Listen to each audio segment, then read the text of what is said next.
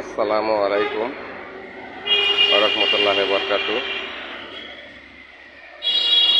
আজ আপনাদের সামনে একটা ভিডিও নিয়ে হাজির হয়েছি।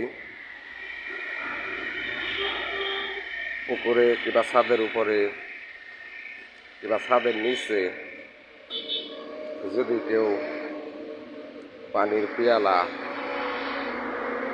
চান তাহলে আমাদের স্ক্রিনে দেওয়া নাম্বারে যোগাযোগ করবেন। আরও অনেক মালই আছে, জালানার হাফ পাট, ফুল পাট, বেলকনির